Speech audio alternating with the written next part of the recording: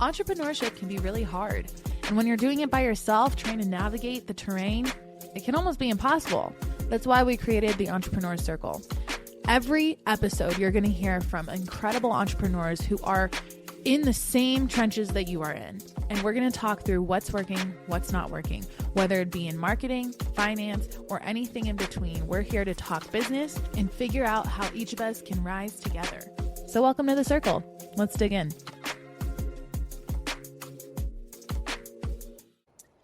Welcome to this episode of Entrepreneur Circle. I'm so excited to have my girl, Jennifer Nicholson. She's here. She is the CEO of Hava, which is a virtual assistant agency. They do a plethora of amazing services for businesses. It's anything from, typical virtual assistant services like social media, helping you stay organized, but they also are working with a lot of people in the e-commerce and direct response space to help them keep chargebacks down, help them improve their margins.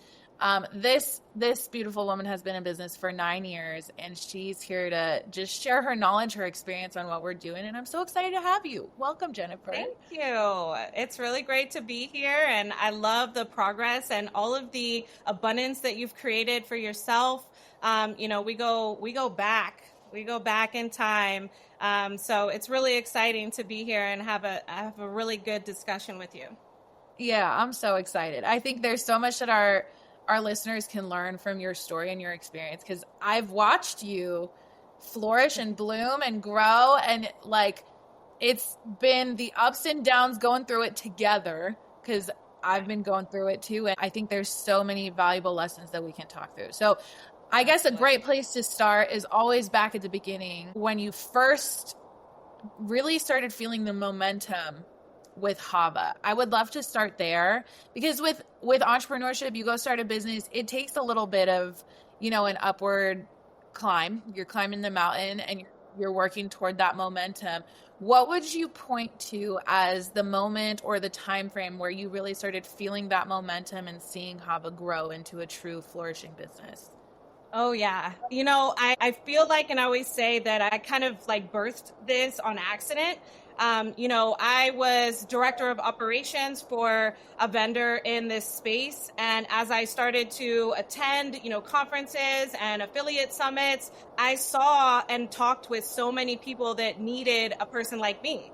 Because I was living in Colombia, I knew that there was an ability to, take some of my friends out of the call centers and teach them what I was doing, so that we could really elevate, not only make it extremely affordable for the uprising and aspiring entrepreneurs that were just building out their offers. And, we're still working on testing and getting their conversion rates, to the level that they wanted, and needed somebody like me to go through those numbers, analyze it, and provide customer service in that customer experience, right? Because it's a very specific type of customer experience when you're dealing with affiliate offers and direct response. So, after having conversations, I think I remember being in Las Vegas at an affiliate summit, and I was having a conversation with a team member from Six Pack Shortcuts. And that is honestly where it just truly blossomed. And it was a group of women that, were looking to build out more of an administrative team and, really refine some of their processes.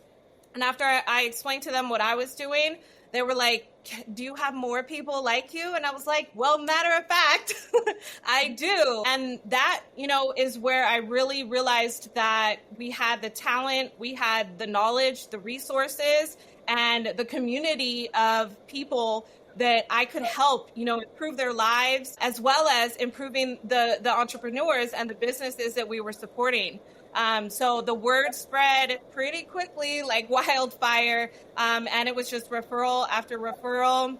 And I remember, sitting and looking at my numbers, and at that point, it was like I had maybe 8 clients, and I thought I was on top of the world, which I still am. But at that point, I realized, oh my gosh, this is scalable to the moon. I can, because my agents were working from home, I can find more people all through this country And there's no shortage in, vendors or e-commerce entrepreneurs, right? So I realized at that point that this was something that could really blossom into a very beautiful marriage between, a purpose-driven life and a purpose-driven mission to support Colombian nationals and giving them opportunities to make US dollars, and me doing what I love best, which is operations. Like I geek out to, problem solving and creating processes. So I got to marry those two things together, which, birthed Hava and all its glory. I love that. There's a few things that stood out to me in that story because number one, it's very evident your why behind this. Like you're very passionate, not only about the work and the processes and the things you can nerd out over, but it's bringing Colombians to the forefront. Like you're providing a community, you're providing work, you're providing greater purpose to help those in that e-commerce industry who are trying to just do better, right? And have more time. There's so much there behind your why. And then the other thing that stands out to me is you said you were out at an event, you had a conversation with a specific company and you saw the need. I think that's the thing is when we can go out and actually immerse ourselves with our target clientele and just have the conversation, build the relationship and see where the pain points are. That's really somewhere where we can, no matter your industry, if you can get close to the people that you're working to help and then identify those gaps for them, it becomes a lot easier to fill those gaps and figure out where the need is rather than just kind of throwing spaghetti at the wall. Right. And, traditionally the most common outsourced country is the Philippines, right? And what I learned is, number one, their target demographic was still in the United States. Well, what's another language that is very large in the United States? Spanish. So, bringing awareness to Latin America talent, I thought was really important. And then there are so many benefits that go around working with Latin Americans because we're pretty close to you guys in the United States, right? We're in the same time zone. We have a capability to communicate with Spanish speakers, which is a very large demographic that not many people have tapped into. So then if you are able to offer that type of support, then you elongate your AOV completely, right? I thought it was really important to let everyone know that, hey, we're over here. Like, we're here. We can do this job. We can do it even better. And we can do it, for around the same type of affordable pricing. But there are some benefits that, Colombian nationals, I believe, it really increases our leverage when it comes to pricing versus the Philippines because of some of the relatable, conversational English that we have and the people that are here. So I thought it was really important to let people know, especially entrepreneurs, to let them know that there's an extremely large pool of talent here that hasn't been tapped into. And my mission was to show them. Oh, I love it. It makes sense. Okay, so this takes me to the thought of when a business is getting ready to scale, especially at the beginning stages, you're looking for ways to kind of duplicate your processes, but at an affordable rate. And a lot of people are turning to Fiverr and contractors on Upwork, kind of looking for that $3 an hour talent that can, fill the gaps, right? Whatever you're missing, you need help with. Is that a good idea? No, I would not recommend that at all. And I'll tell you why. So first of all, with my agency, we provide you with a project manager. That person is ultimately, going to make us scalable together. So we're going to be recording all of our trainings, all of our processes, SOPs. What I've found to be so common and so damaging with these entrepreneurs and these e-commerce businesses is that they don't have anything written down. Okay. That was the biggest problem in the beginning. Everything was in somebody's head. And so that created a bottleneck, right? So once you hire with my agency, you get a project manager who's going to be responsible for creating those SOPs, analyzing the metrics around it, making sure that our strategies, our retention strategies are working. And most commonly, when they come to us, they don't have any of those retention strategies in place. So we begin to build it for them and test it and,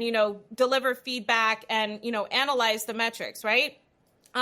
So one of the biggest struggles that entrepreneurs will face using Fiverr or Upwork is that they have to be the only person training. And if that person just falls off the face of the earth or doesn't do anything properly and now it's time to fire them, then they have to go back to square one. And that's just a waste of time, a waste of resources, and it actually stunts any type of scalability. With Hava, you get a project manager that will go through the first, onboarding processes with an agent that you hire.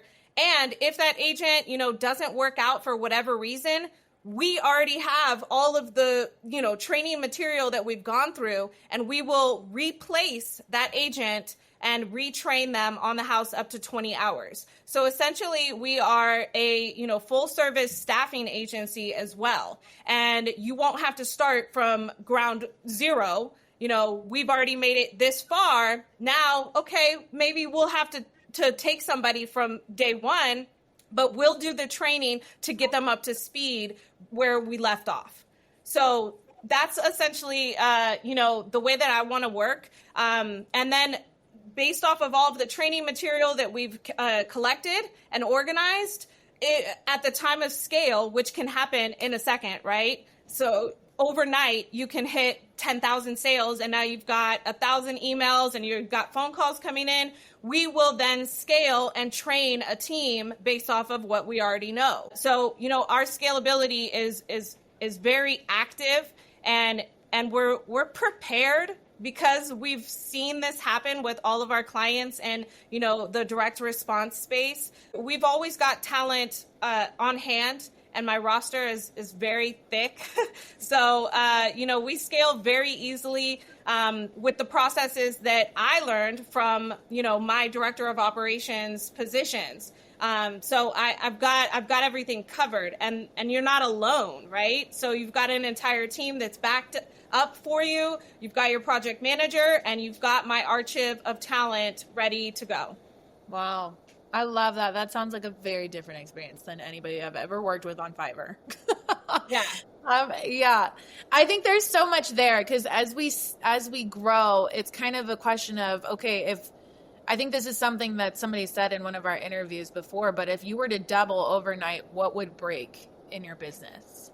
And a lot of times it's that tribal knowledge when you hold it in your head, for instance, or when someone on your team is holding a process in their head, it's not written down so that it can be duplicated. That's oftentimes going to be where it breaks. So yep. SOPs, standard operating procedures, templates on, if you're more of a project management company, for instance, my agency, we're doing podcast production, right? And from, getting the recording in, editing it, publishing it, repurposing that into social media. There's so many steps there, right? That we have to manage the tasks. We have templates where if we bring on a new client, it's not like we're recreating all the tasks. We know what's being done, and it's right. Essentially just assigning that template to the next client. So once you have those things, it's a lot easier to scale. And it sounds like your team's coming in and helping businesses make sure they have that groundwork, that foundation in order to do that. Absolutely. Yep. Oh, I love it. How has it been as a ladypreneur in this industry? I always love talking about this because, times have evolved, right? Like there's so many resources. I feel like women have come together. We're backing each other. We're supporting each other. But, it comes with its challenges. I remember when I was really first getting started and I was like naive in this. And, I found this, we can maybe call him a mentor, a partner, but it was just looking back, it taught me so much about how to show up as a woman in this space and be taken seriously. Yeah. Did you have to experience any of that yourself too? I think that Oh man, it goes so deep, right? I feel like number one, being an athlete, I grew up a very competitive athlete. So I was always, competing and,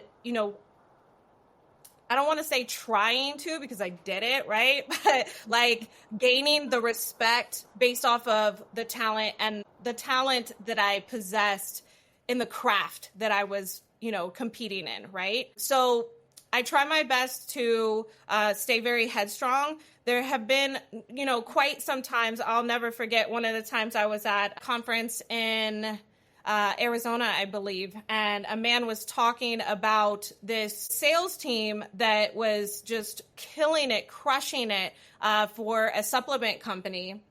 And he was trying to ask people about who's leading this team. And I mentioned, hey, are you referring to this client, blah, blah, blah? And I said, oh yeah, that's my team. And he was like, no, it's not. I was like, what do you mean?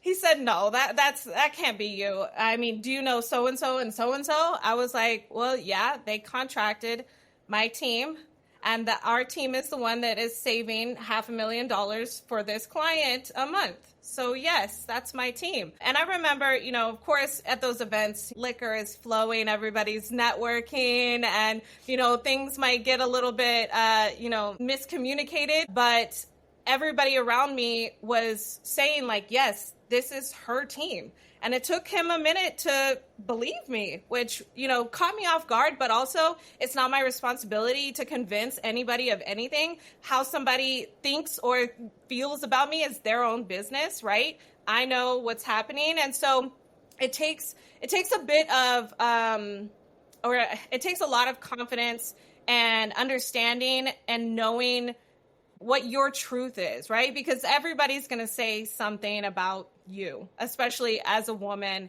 in a male dominated field. So I've learned to swim fast. And sometimes I've learned to swim alone and to, prioritize the relationships that give me respect and discard the ones that don't. And ultimately, what matters the most is me fulfilling my purpose and, walking the path of my mission. And so anything that doesn't, involve the success of that is really none of my business, right? So that's what I've really learned to embrace. And then, of course, I love being a woman. I think it's incredible that I get to not only be a powerful businesswoman, but I also get to be a loving wife and a nurturing mother at the same time. I think that it's an incredible superpower that we get to possess, and I'm just grateful for it. Yeah. Me too. I think back, like you share that story, and I think back to different scenarios that I've dealt with too as a female in this space. I remember there was one guy who we had just started working together, a partnership with this publishing company, and we were at Traffic and Conversion, and I had invited him to this very high level dinner with literally probably the top 0.5% of earners. Come have this dinner. I got you a spot. He shows up an hour late. And when he shows up, he's like, making almost like sexual jokes to not only myself, but to the women that are running the event. Like absolutely not realizing the opportunity that's in there for him. And then also just souring a relationship. And I think what you just said, if that's going to be the vibe, then we're not working together. It doesn't matter how beautiful of a partnership it could be. If you can't respect the lines, then there's nothing to be discussed here. And I think it took a minute to shift for me. It took a minute to shift my mindset to that, because it's like, I'm just getting started. I want to have these strong relationships, these power partners, our business back and forth. And it's like, okay, but what is going to be more important? Is it, tolerate this or for a potential referral partnership? Or are you going to find people that you actually love working with that respect you, respect the hustle? The price you ultimately pay to tolerate that is more damaging. I mean, it's heavier. It's a lot, because then it starts to affect your mental health. It starts to make you, it distracts and detours you from your purpose. And when you become unfocused because of, something that you've given to somebody that doesn't deserve it, it can be more damaging than any amount of money that you receive, right? Amen. Yeah, absolutely. And then to flip to the other side of the coin, you find the people who are just in that same mindset as you. You mentioned the beauty of being a woman and being able to not only birth a company, but birth babies, have a beautiful family, kind of wear all those hats. It can get overwhelming, but it is one of the most fulfilling things that I've ever done. So what has it been like for you? What are some tips that you could give to other parents, working parents who are, managing both running a company and running a family and making sure you don't burn out in the process? Yeah, well, my number one advice would be to hire help, honestly. I guess I'm a little bit biased and blessed. Also, living in Colombia, hiring help is very common. It's very normal. But offloading those things that you feel instinctually that you have to do, you don't actually have to do them.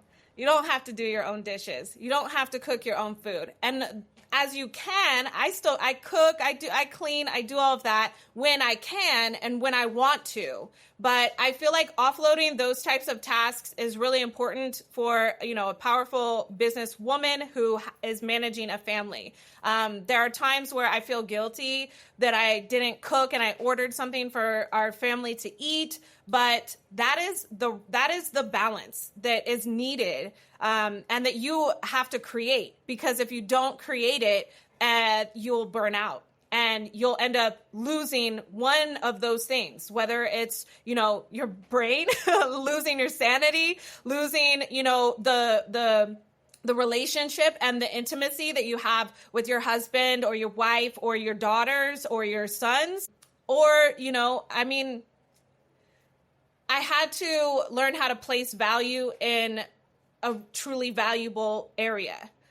The dishes or a clean kitchen is not as valuable as time spent with my daughters, and it's not as valuable as taking a client call that could make me a 5-figure deal per month. You know what I mean? So placing value in, where it's supposed to be given, I think is really important.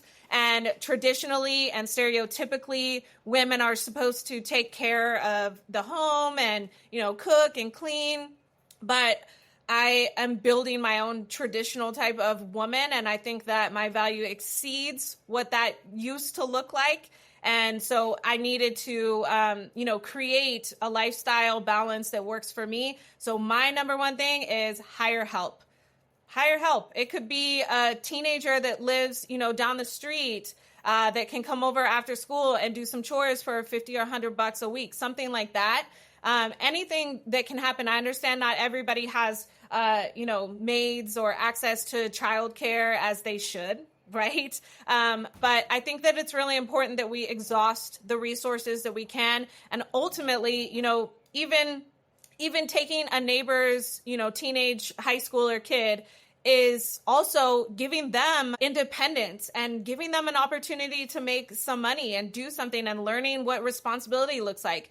Those are the types of things that I want to harness and I want to cultivate in my community. Giving people those types of opportunities is what I'm all about, and teaching. I'm starting to veer away from the word responsibility because I believe that we should be living in obligation because it derives from a commitment, right? Because it's something you want, you're committed to it. So you are not, it's not a responsibility, but you are obligated to yourself to follow through in that commitment. And I think that that's where we need to start teaching our young, community and our youth about obligation, not responsibility. Responsibility and it has negative connotation, in my opinion.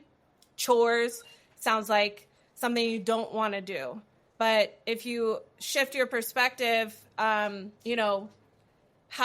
how grateful you should be that you have a room you need to clean up. look at all of these clothes that I have that I get to put on my body that need to get clean. Oh my gosh, I have a washer and dryer that I get to clean my clothes in. Learning how to shift those perceptions, I think is really important, and instilling those things into our youth will ultimately help them have a better mindset growing up, which, if we don't know by now, we should. That mindset is absolutely everything, especially in entrepreneurship. Absolutely. And gosh, as you say this, I'm thinking your daughters must be so badass. They're following their mama's footsteps. I just, like, literally the other day we did a lemonade stand with my kids so that I could teach them what it means to kind of start your thing. Obviously everybody does lemonade stands. It's so fun. But then after, we took that money, and I don't know if y'all have heard of Greenlight. It's this app that your kids can like get a debit card, and that's where you can pay them for your chores and stuff. And you can invest in it. So you can go buy stock. So then we took his profits from the lemonade stand and we went and looked at what stocks there are. And of course he bought McDonald's, whatever, because we love McDonald's. But it's just like the lessons that we're teaching our kids from our own experiences. I think those are some things that are going to set them apart, knock on wood. And it's just the mindset that you have to cultivate as an entrepreneur. It trickles down for your kids. Like, they're watching you chase your dreams, create a life that you're proud of, and you're able to not only walk and illustrate that example for them, but you're able to shed that knowledge, shifting your perspective of, ooh, I get to clean my room. I'm using that today. Life-changing for them. And, ultimately they end up, I see little bits and pieces of them changing the way that they think about things in real time. And it's really rewarding. And that's so cool about that Greenlight. I'm going to have to see if it's possible for me to get it. But I have a ledger, like it's just an Excel sheet that it's formulated, and it's called Bank of Mommy and Daddy. And so they get deposits and they get withdrawals, they'll come to Bank of Mommy and Daddy, and I'll pretend I'm a banker and I'll say, what's your name? Give me your full name. I'll tell them what their balance is, and they'll tell me what they'd like to withdraw. And so, I play around with stuff like that, teaching them about, money management, I think is so important because even as adults, we see what the real deal is, and it can get pretty scary at times, especially when you become successful and you're starting to deal with lots of zeros. So definitely, I love that. And how cool is it that based off of my experiences, I get to pass that down to them. I wouldn't want anybody else to teach them that. So I'm really excited to see how they grow. I know, right? How old are your kids? 10 and 8. 10 and 8. Mine's going to be 7 and 4. So we're close, and it's just so much fun. I love this conversation, Jennifer. I'm so grateful that you were able to jump on and not only talk business, but dig into the real stuff of what it's like to be a mommy while you're doing this. And it's just so admirable to watch you work and see what you're building, both professionally and personally. It's just so inspiring. So keep doing you. I appreciate you for joining the show. Thank you. Same to you, Pia. I love it, and I love you. And thank you for having me. Yeah, girl. Thanks for coming. And thank you guys for tuning in. Catch us on the next episode. All right. Bye-bye. Remember this as you go about your day today. The ideas that are on your heart for a reason. Do not ignore them. Tune into them. Tap in, lean in, understand them, and pursue them. If not you, then who? If this episode was helpful to you in any way, please like, share, comment, subscribe. It does wonders for our efforts, and it helps us to continue our mission of inspiring entrepreneurs and giving them the resources and the perspective we all need to take it to the next level. Thanks for tuning in. I'm Paresa Noble, and we'll catch you next time.